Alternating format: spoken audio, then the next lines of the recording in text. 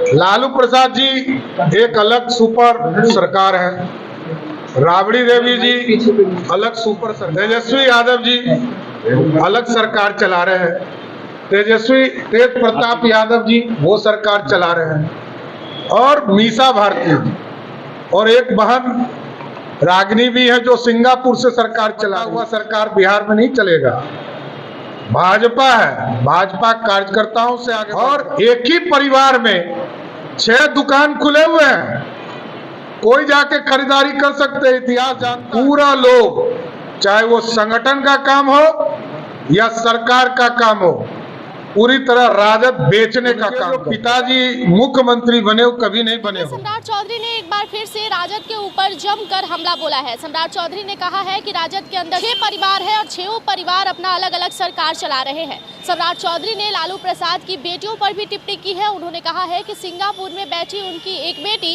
अपना अलग सरकार चला रही है। सम्राट चौधरी का कहना है कि सरकार 6 भागों में बटी हुई है और जो राजद 6 दुकान खोल के बैठी है, उनका सरकार बिहार में चलना संभव नहीं है। बाकी तमाम मुद्दों को लेकर क्या कुछ कह रहे हैं सम्राट चौधरी, आप सबसे पहले उन्हें सुनिए।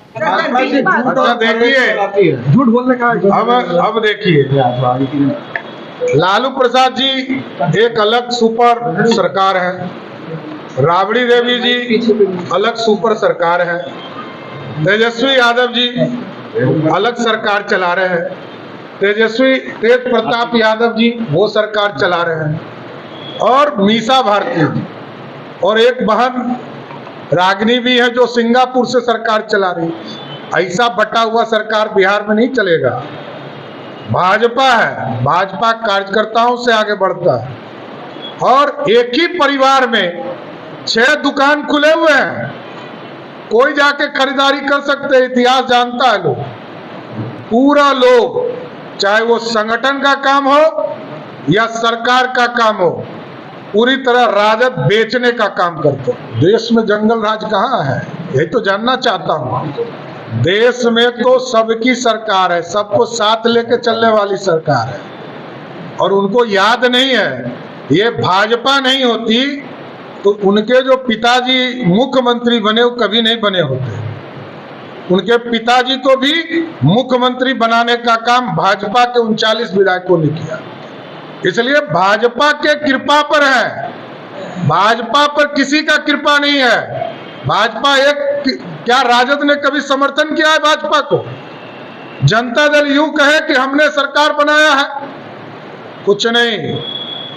सारे लोगों को कृपा सिर्फ एक पार्टी का है, वो है भाजपा। तेजस्वी कह रहे हैं भाजपा सिर्फ झूठ बोलती है, झूठ खरीद फैलाने का काम करती है।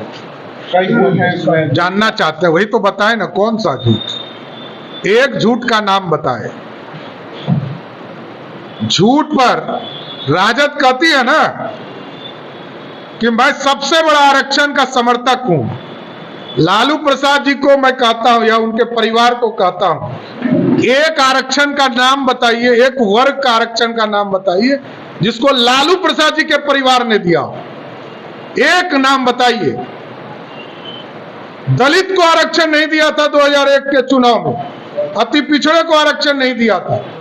यह भाजपा और जदयू की सरकार थी, तब आरक्षण की व्यवस्था हुई। तो झूठ तो वो फैलाते हैं, हमको ये तो बताइए कि कौन सा झूठ भाजपा ने कहा।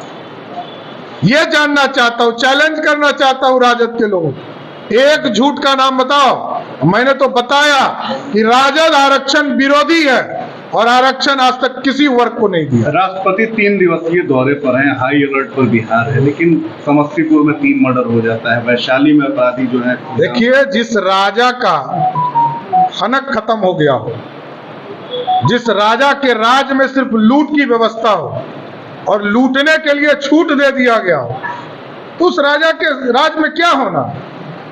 राजा के किसी कार्यक्रम में किसी को जाने से भी अब डर लगना चाहिए। जो स्थिति उन्होंने कल महामहिम राज्यपाल के साथ किया, महामहिम राष्ट्रपति जी के साथ किया, अब कौन आएगा इनके कार्यक्रम में। जिस तरह की बोली ये बोलते हैं, मतलब क्या है, इन्हीं के एहसान से चल रहा है बिहार क्या। जिस बिहार में 2,61,000 करोड़ का बजट है और नीतीश कुमार जी 18 साल राज किए, और 32,000 करोड़ ही संसाधन पैदा कर पाए।